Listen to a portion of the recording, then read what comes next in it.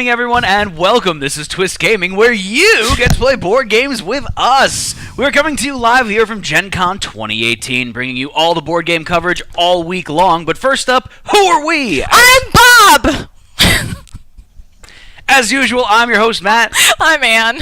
And we are Twist Gaming. Thank all of you for joining us here today. We hope that you enjoyed our live coverage from Gen Con here. This is going to be our wrap-up session for our live coverage at Gen Con. Chicka, chicka, chicka, what? Yeah, not that kind of wrap. Oh. More like the gift wrapping kind.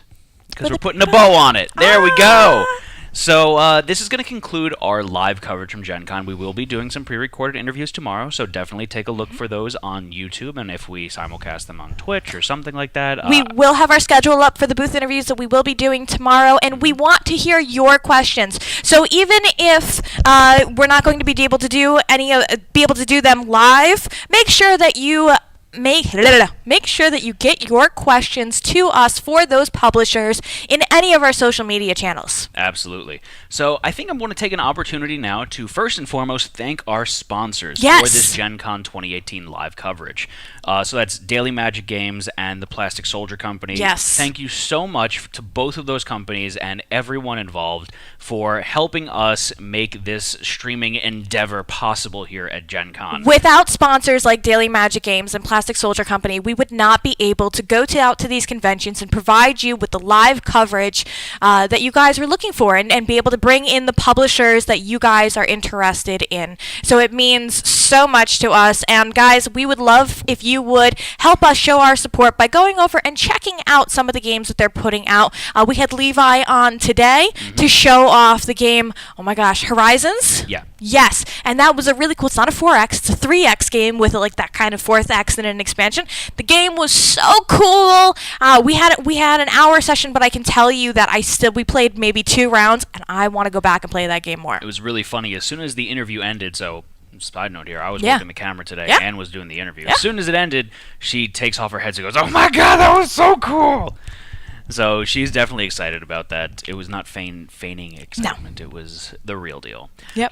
One thing I'd like to point out is you might have seen our schedule earlier today, and it said Plastic Soldier Company 6 p.m., and unfortunately there was a scheduling conflict.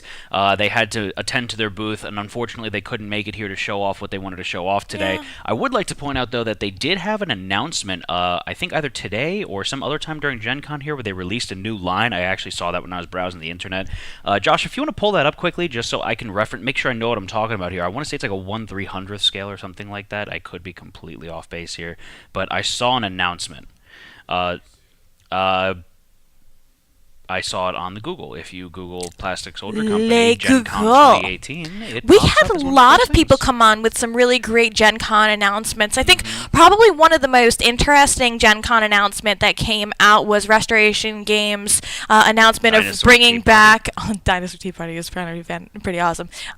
Was their announcement of bringing back a game called The Dark Tower. Yeah. Okay, look.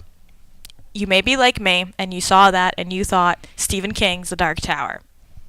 It's not Stephen King's The Dark Tower. So it is a game from I think he said 1982, because it was, And the whole big thing with that game was it was an advanced for its time digital game. And, like, it's interesting how they're going to translate that, because it can't be a one-to-one port, because everyone's got a cell phone now. Yeah, so we got to talking, and it was interesting to see some of the technologies they're looking at leveraging and some of the things, because the focus for the folks over there at Restoration Games is to recreate not the game itself, but the feeling, of having that a component in the game that utilizes advanced technology to keep a board game a board game. So it's kind of like you're playing it, and then you get punched in the face with nostalgia. Right? I think that's one of the things that I want to say Justin, correct. I'm really bad with names, so I apologize. Justin, yeah. I believe Justin was saying that they were going for that experience of, I remember this as a kid, and I played this before, or, I remember this back in the day, and this is the same but different but the same. Yes. Yeah. They were talking about Fireball Island, how they made the island in the middle larger scale with because that was instead of 1, just because they wanted to enhance the features that we knew and loved from the original. So I thought that was really cool. Yeah, definitely. So, Ann, I'm going to ask you now, what were some interesting games that you saw either today during the interviews or from your time I was going to say time carousing the halls, but I don't think you've been in the hall I yet. have not. Yeah. But I did get to look at a couple of neat games since I've been here. You know what? Look, I'm going to talk about one game that we didn't have on the show today. Okay. And really isn't a new release. The Mind. We got to play it last night, and you and Josh got it on dark mode up to like some ridiculous level. 8. Yeah. So Josh is saying you saw someone in the hallway. Who? Mike. Oh, Pascal. Oh, from PhD. And I'm assuming you told him our success story. Yeah, and he said you guys spent too much time with each other. Yes. You do spend too much time with one I another. don't doubt that Mike would have gotten equally far with us if he played with us, just because when the three of us were playing at PhD and at Dice Tower Con, we got exceedingly far with it, given, the circumstances. But yeah, no, it was kind of funny, side note here, just because Josh and I beat the game. 2-player mode goes to level 12, so we beat it. We did dark mode. We got up to level 8, which is absolutely ridiculous. Then as we're walking back to the hotel room, there was about 3 moments between the elevator and our hotel room door where Josh and I completed each other's sentences. So we got on the exact, we were in the zone. I forgot what I said. You were talking about, okay, so it's a little dark. You were talking about a kid that got run over back at home. You saw a news story. Okay, look, that's a little dark way to put it, and that's not really what happened. Oh, it's not? Oh, okay. So I was talking about the In My Feelings, the Shiggy Challenge. So this is the thing you may have seen on the internet where people jump out of their cars, they're playing the song by Drake, In My Feelings. There's a kid from Boynton Beach. Stop. Kiki. This is a bullshit redo Do you of love me? Ghost Riding the Whip, okay? And people don't know what Ghost Riding the Whip is. Kids these days need to learn where their memes are coming from. Do your research, okay? All right, Internet Grandpa. I'm getting off my soapbox now. So, a young kid from Boynton Beach, which is local to us, has gotten a viral internet video, and we were talking about it because he did this challenge, and he had tried to time it with his buddy, where the buddy's car would come, and he'd jump on the hood in the middle of the challenge, but the car was coming too fast, and he slipped, and he fell, and the car hit him. And he got run over by the car. You did say run over, though. Okay, and because you said run over, there was about a 3-second delay, Yes. and then both Josh and I responded in unison via reindeer. Yes, I did. You're right. And then we unison. started laughing and we high-fived. Yes, you did. And then right after that, you said. I don't remember what we said. That's why we're so good at the mind. Yeah. Together. In unison, yeah. So, Mr. Freckles in chat said, it's Ghost Horning the Whip on the wrong side of the damn car. Ghost Horn the Whip. Ghost Horn the Whip. We need to make a Ride video. Whip. No, Ghost Horn the Whip. That's Josh. Yeah. So the Mind was an interesting one that you got to play. The Mind is definitely a very interesting game. We beat it on 3-player mode last night. Yeah, too. I did. That was pretty cool. Face palm. And I saw a game. A lot of my friends were talking about a game called Reef. I haven't played it. Very pretty game. Yes, but I saw some people playing it last night, and it looked really interesting. The components look really interesting. It's got a really nice table presence, so I'm curious to, when I get a chance to sit down and be able to play it. So I heard at, I believe, Dice Tower, some people referred to it as Azul with fish. Okay. So That'll be interesting.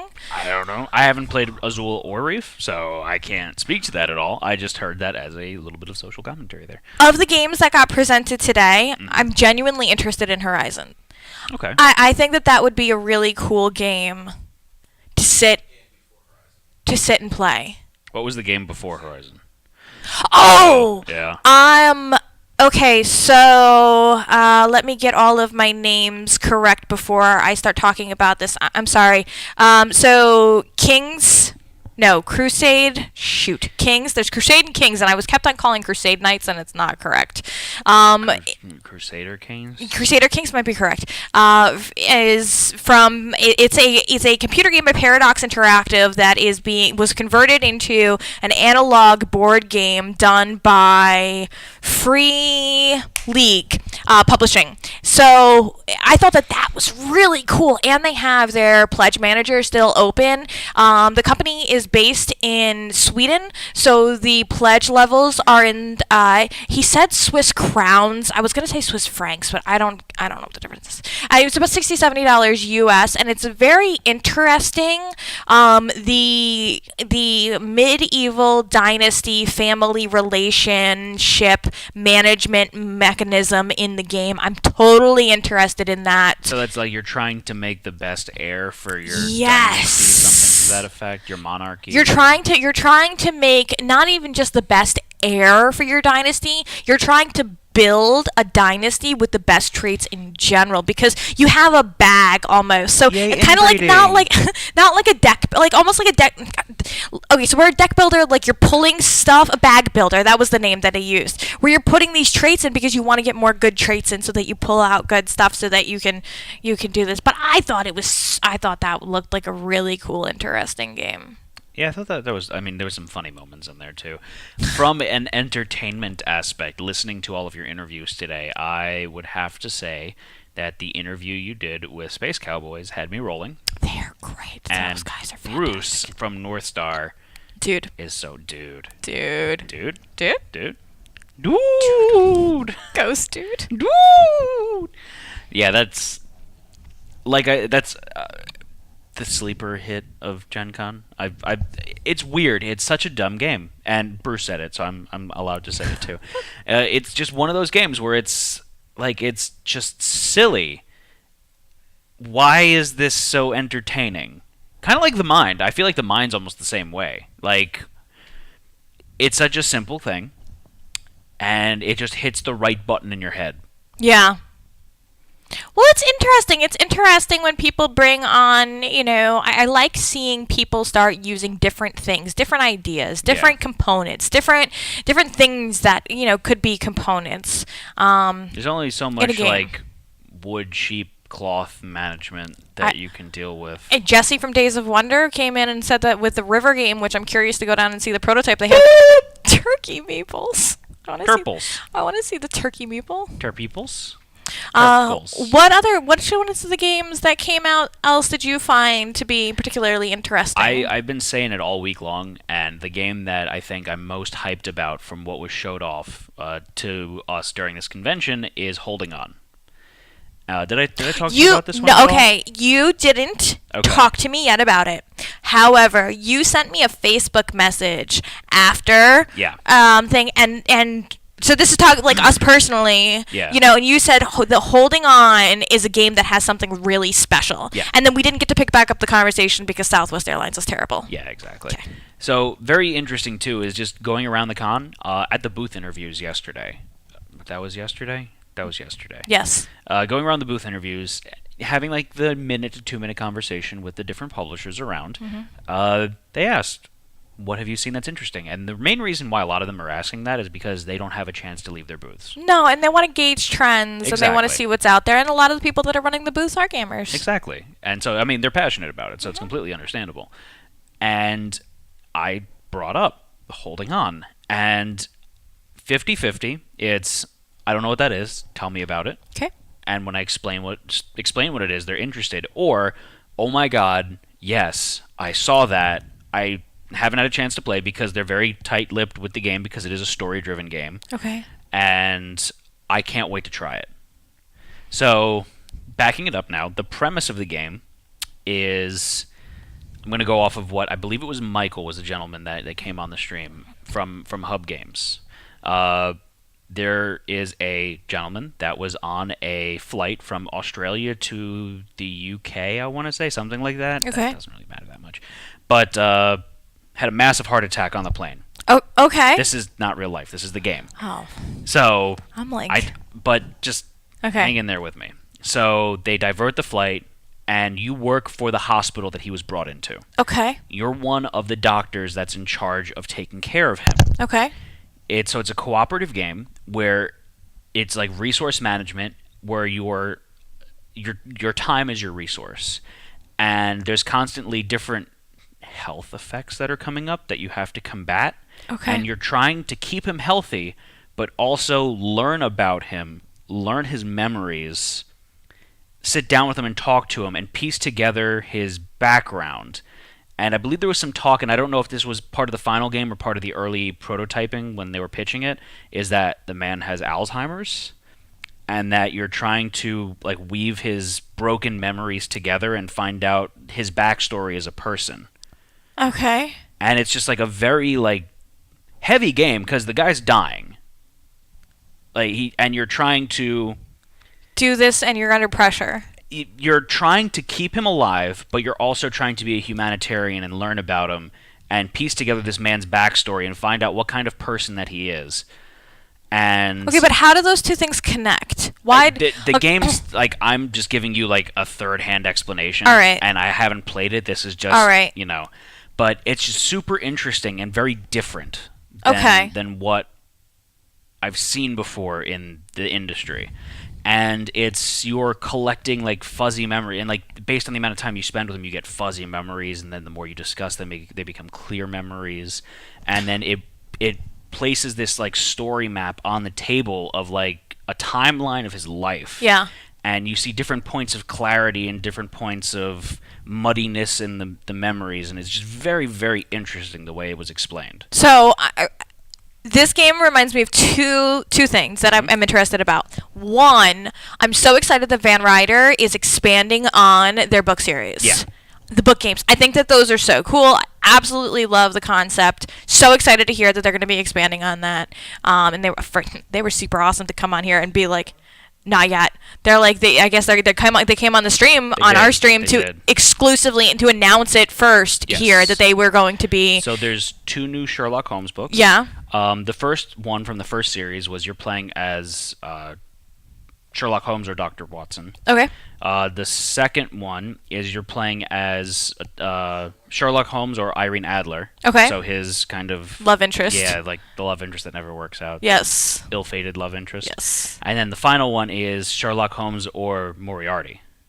Oh, that's cool. Yeah. There's also the 2 big brains. A superhero one. So it's like superhero comic book themed. Okay. Choose your own adventure game. And then the last one is the last 2, you're right. It's there's one and then a sequel. It's a pirate adventure, but it's kid friendly. Oh, that's cool. So they said this is their first game that doesn't have mature content in it. So like no scary content, no language, no. And I was reminded from Dice Tower Con. Yeah. So when you and I talk mature, and look, if you're a parent or even if you're just a good person, like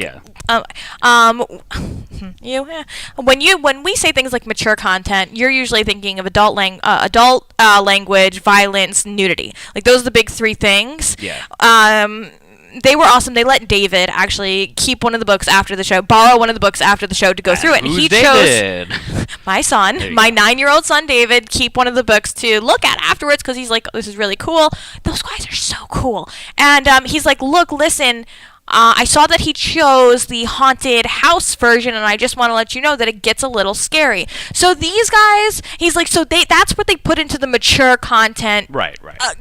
Globe. And I think it's so cool that they're cognizant of, hey, this may not be for everybody, even if it's not like way down the line. We're talking PG-13 versus R rating. Yes, that's a very good analogy. When we say mature content, we're talking around PG-13. Yes. But the pirate ones, it's the pirate and the sequel, I forget what they're called, I apologize, but they're kid-friendly. They're geared towards the young children. Audience. Yeah.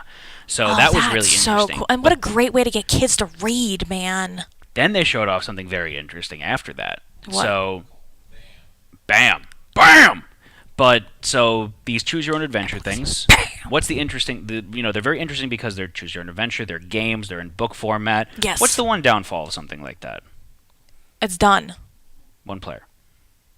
Oh, I don't like playing with people. Yeah, go ahead. I'm just saying, but like it's not. Yeah. Okay. One player. Yeah. So you don't have the opportunity to play with other people. Right. It's a solo only.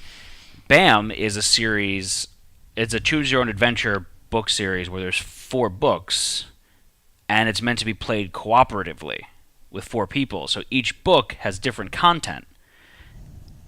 Each book's a different character's perspective. Yeah, exactly. Each book's a different character's perspective. So it gives you a limited... You get imperfect information. Exactly. And they said the game is playable. solo. And you can play it solo from each of the 4 perspectives. Uh-huh.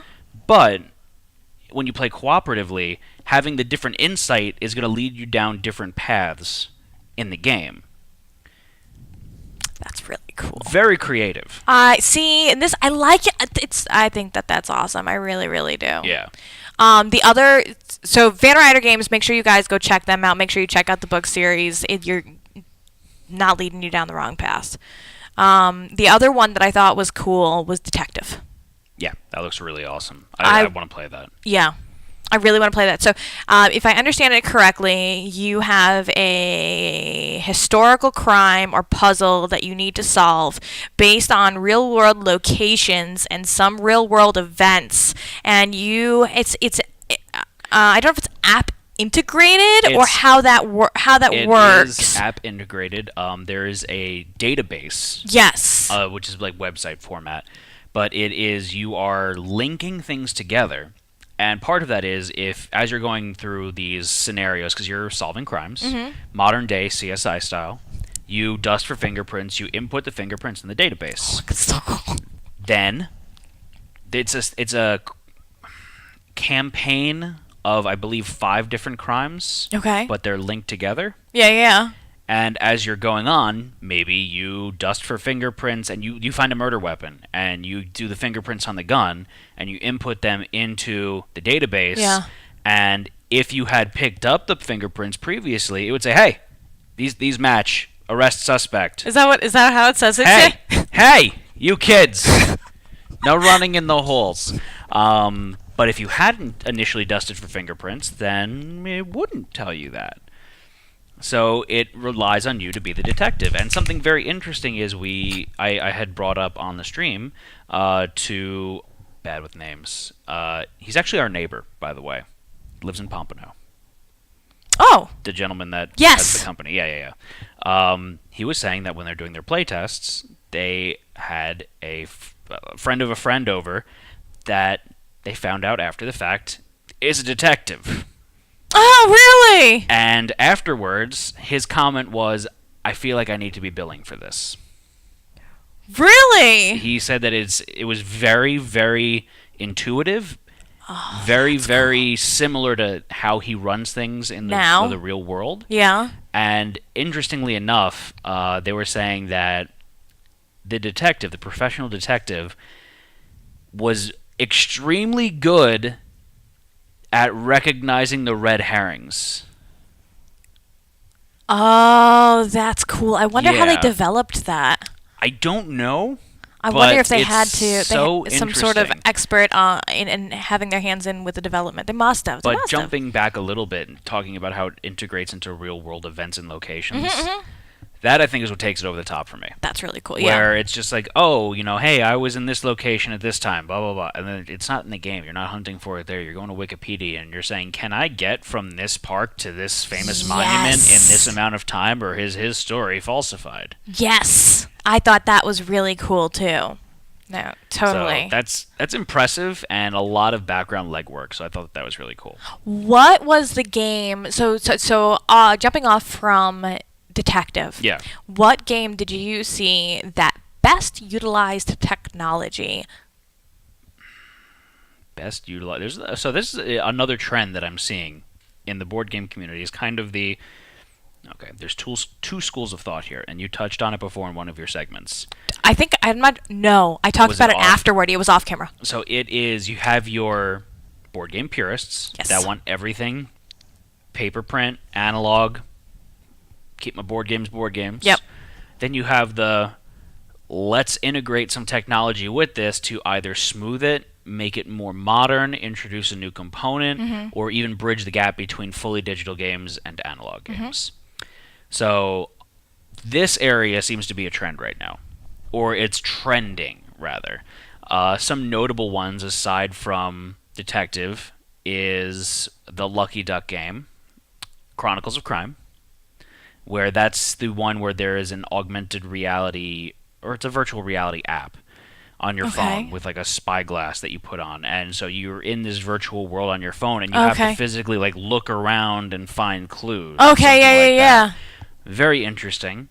Going a different route where it's not game content but game assistance. Okay. Maclay's Games came on last night, 2 nights ago, 2 nights ago.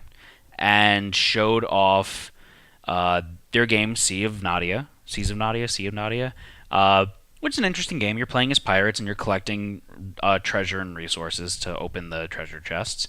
But one of their things that they're trying to use this game as a springboard for is augmented reality rules integration.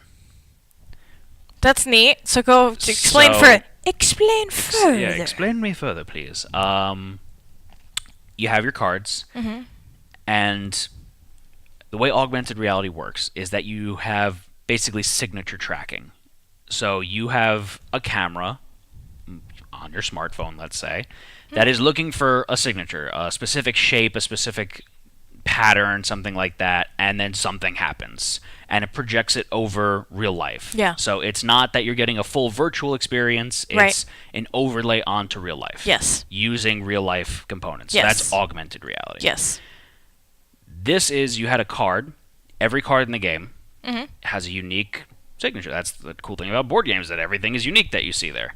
So you take your phone, you open up their app, you point it at the card, scans the card, and then it recognizes what card it is, and it projects a video demonstration on the card of what the card does. And it's like a 30-second blurb about, hey, this is this card, it does this, you use these resources, and then like the digital resources fly onto the screen and like start spinning around like a white cube or something like that. And then you can use it this time, and this time. Ba-ba! Congratulations.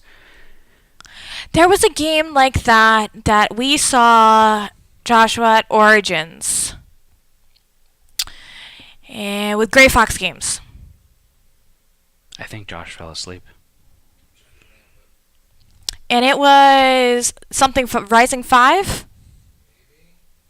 Where you are a team of 5 aliens on this board, and you are trying to figure out some. If I remember this correctly, it's like a constellation pattern, maybe. And you would you download this app, you take your phone, and you take a picture of it, and it would like give you hints or stuff about the game. Oh, I guess that was more VR or app assisted, not really augmented reality. But maybe I'm thinking augmented reality because the input that I'm getting is like the picture or whatever you have, the cards on the thing. I definitely think it's a really cool trend. VR or app assisted, where they're going full AR with it, where they're literally overlaying the video on the card, and like he's showing me and like moving the card around, and the video is like tracking with the card. It's very interesting, and I don't know how in depth it is. Like maybe they even have it, or there's a plan to have it for the full board, where like you scan a portion of the board and it shows like moving the ship around, which is very, very doable. We are only a couple of years away from me having the Star Wars game,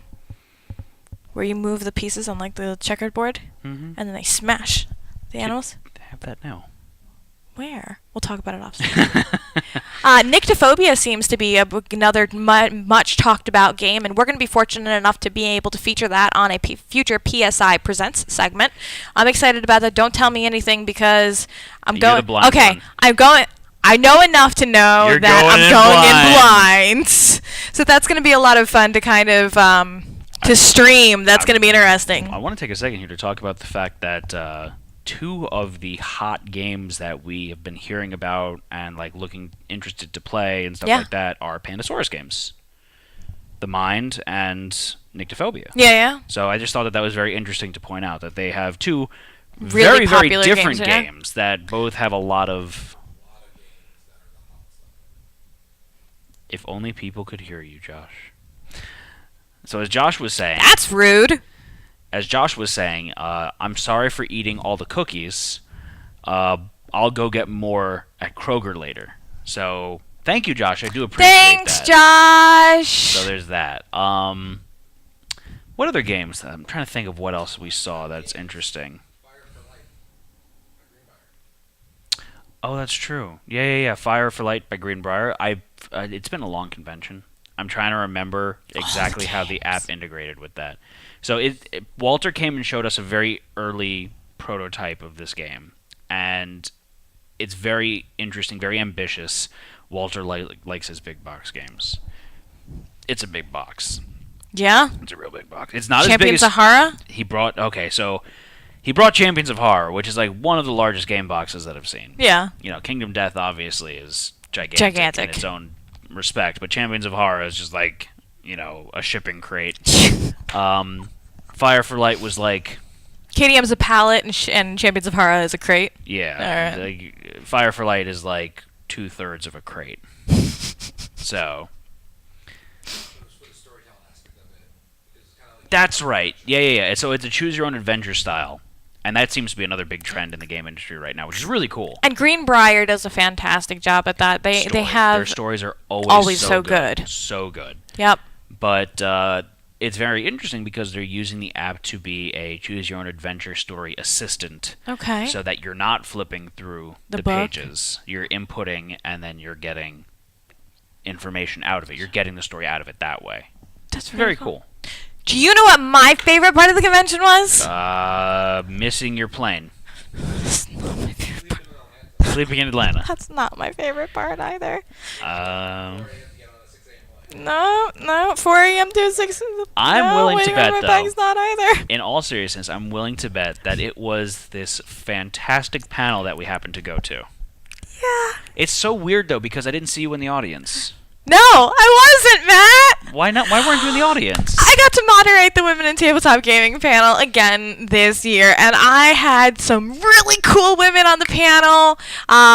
Let's go. Brooke Nelson as Midday, Amanda Hammond-Coots, Paizo, Jody Black from Carolina Game Tables and Pinnacle Entertainment Group, Megan Caves from Saving Throw Show, Kira Peevely, CEO of Colossal Games, and Julia Hearn. She is with Greenbriar Games. Julie! Yeah, she did. Order of left to right there. That was nice. Or right to left from your perspective. Yeah, it was. It was an absolutely amazing panel. We really wish that we had more time. There's just so much content and conversation to have been had at that panel. We're really appreciative of all of you guys that came out to come watch it live. The panel sold out before Gen Con started, which was just an amazing feeling. I'm so happy. This is something that it's a conversation that I'm very passionate about. So to have that panel sell out, and then to have people come up to me afterwards saying, how can I get tickets? Can I still get tickets? How do I get there? Yeah. So to still have that demand after the panel sold out was just such a great feeling. And I really wanted to, I know sometimes that these panels of women in this or women in that get to be very women versus man or whatever, and that was not our intention at all in the panel, and I hope that came across in some of the things that we discussed. We're just looking for a way to normalize some stuff. So I really wanted to put women on a panel to talk about things in business. So we talked about things like imposter syndrome. We talked about things like how you have to... I didn't know that there was like a word for that? Yeah, so very interesting. Imposter syndrome is the word to describe that feeling when you are given a job or a task and you feel inadequate to do such, and you're not sure why somebody would put you in charge of that job or task. As opposed to if you're feeling like a manicotti, which would be imposter syndrome. How do you... Such a dork. So we were talking about how to use creative items to fill out a resume. We were talking about the things that you need to do to put yourself out there to go for job promotions. So we were talking about very business things, and we were talking a little bit about the board game industry and how that relates to all of that. Very also differing personalities of the people on the panel. I thought and that was very perspectives. interesting. Brooke is the social media manager now for Asmodee. Kira is the managing developer. I wanted to she develops the Starfinder. She's the head of the Starfinder bit there for the development for Paizo. Jody Black runs Carolina Gaming Tables, which is an entrepreneurial endeavor for her and her husband. But she's also COO of Pinnacle Entertainment Group, and she has an editor with 30 years experience. Megan Caves, she is with Saving Throw Show. She is a producer on that show as well as talent. Kira Peevely is a CEO who comes from a video game development background, and Julia Hearn is the COO of Greenbriar Games, games, and she has a writing background as well as a elementary school teaching background. So it's different. We really wanted varying perspectives on this industry. I think you nailed it. Yeah. Yeah, I was so happy with the panel. We will have the video of that up soon, so please keep an eye out for that. I'm going to take a second here to get on a little soapbox. Go ahead.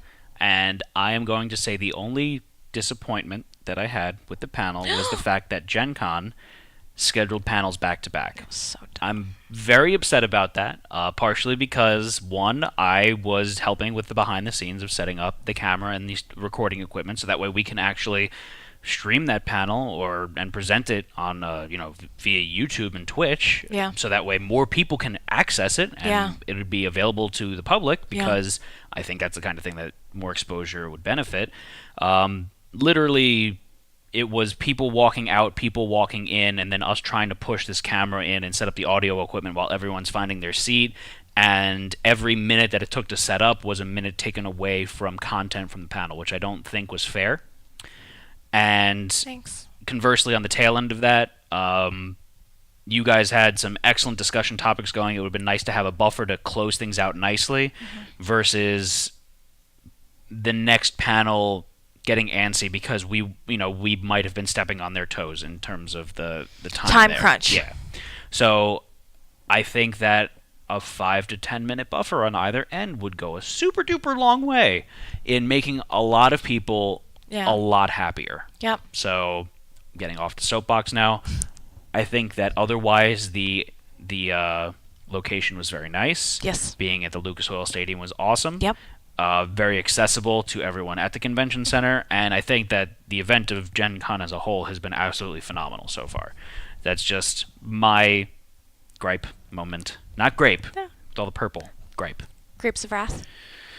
Grapes of math. Grapes of Math. 2 + 2 is 4. Yay! For average values of 2. For large values of 2, 2 + 2 = 5.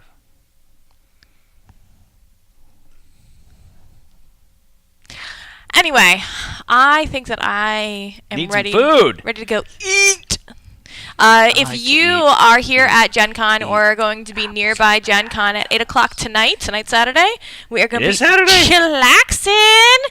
We're going to be chilling out, relaxing, maxing all cool. Shooting some b-ball outside of school when a couple of guys who were up to no good started making trouble in my neighborhood. I got one little fight. My mom got scared. She said, "You're moving with your auntie and your uncle to Bel Air." I whistled for a cab, and when it drew near, license plate said fresh, and there was dice in the mirror. What kind of dice? 20-sided? You know that there's a whole internet thing about how the Fresh Prince of Bel-Air, in the Fresh Prince of Bel-Air, Will Smith actually dies in the fight with the kids at basketball, and all of that is a dream or like a fantasy. What's thank Yon? Josh put as a thing, thank Yon. Y-O-A-N. Thank you, foe. What's foe? Thank you, foe! Thank you for what? No! Do not put that. Fochin? What's a fochin? Oh, really? Because it looked like Fotouchin. Thank you for watching our lives. Yes. Like the sands of the hourglass. For watching our lives. Will matter. What? Don't. Sometimes he puts stuff on there that you're not actually supposed to read live on stream. Gen Con. Thank you for watching our live stream of Gen Con coverage. Matt is a... What's that word?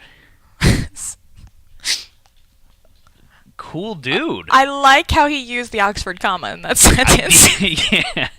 Isn't that only for 3 things, though? Isn't the Oxford comma inappropriate there?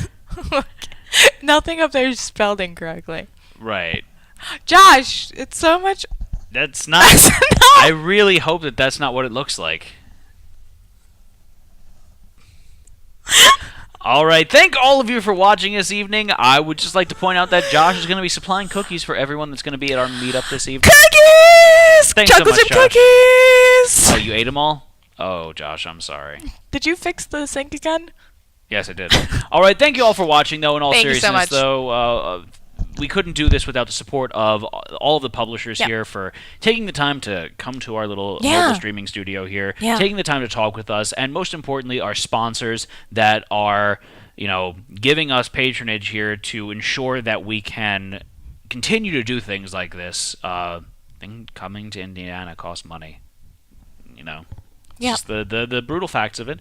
And I think finally the single most important thing is thank to all of our viewers watching at home. Yes. Because without anyone watching, then it's just us talking to ourselves. Hey, the best way to say thanks is to tell a friend. We would love if you guys would just tell a friend about the coverage and the content that we're putting out if you really like us.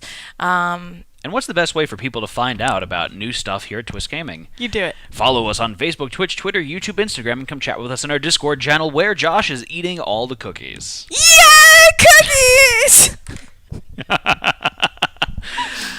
In all seriousness, though, Facebook, Twitch, Twitter, YouTube, Instagram, chat with us in our Discord. You can get information about all the new stuff coming up on Twist Gaming, all the stuff coming up later this week, which is just tomorrow, here at Gen Con 2018, and then our recaps and all of the exciting streams we've got planned for our upcoming future streams. Yep. And then finally, another way for you guys to support the stream and show some support, give us back a little bit, is to subscribe to us, If you have Amazon Prime, you have Twitch Prime, which means... There yet. One thing that Twitch does to allow people to support streams is to subscribe. So for the low fee of $5+ a month, you can be a subscriber, get some cool perks that we have, such as specific chat, subscriber-only emotes. Yeah. We do a ton of giveaways here. Big shout out to PSI. Yes. Because PSI has been working fantastically with us and supplying tons of giveaways for our viewers at home. Every Thursday, guys, and here we go to tell a friend. Every Thursday, we do the PSI Presents segment, and as part of the PSI Presents segment, they are supplying us with not one, but 2 giveaway copies of the game that we do.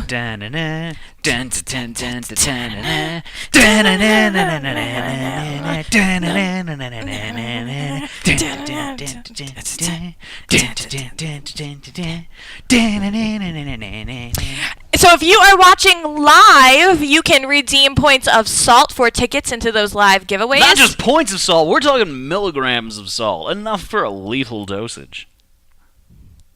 I hope somebody screenshots that. But yeah, milligrams of salt, you can redeem those for tickets for all of our giveaways that we do live on the stream. Conversely to that, we do have our Gleam giveaways that we do, where you get extra tickets to enter that if you're a subscriber. Yes. If you're following us on these platforms. If you watch us live and you catch the keyword. We have a special code word for all the streams. That rewards you if you're watching live and paying attention. Lots of giveaways. Subscribers get also a monthly subscriber-only giveaway, which is really neat as well. And if you have Amazon Prime, you've got Twitch Prime, which means you get 1 free sub every month. I don't think the text is actually going on the live window, but I'm enjoying watching you hit the button. It's still going in chat. Oh, okay. Yeah. All right. So you get 1 free subscription every month. We'd be honored if you used it on us. And another thing, too, we have the fantastic Twitch Plays Kingdom Death stream. Mm-hmm. And a big point of that is you guys voting in chat for what you want to do. Mm-hmm. And if you're a subscriber, your vote counts more. Mm-hmm. Yeah. Yeah. Mm-hmm. It should. And you know what? I'm hungry, folks. I think it's time for dinner. And remember, we have our Twist meetup tonight. Yes! So come check us out at 8 o'clock. At the High Velocity Bar, the J-Dubs. There. J-Dubs, Marriott.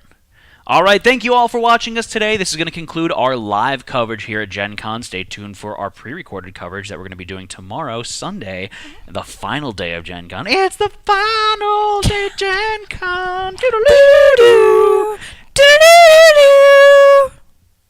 All right, good night, everyone. Good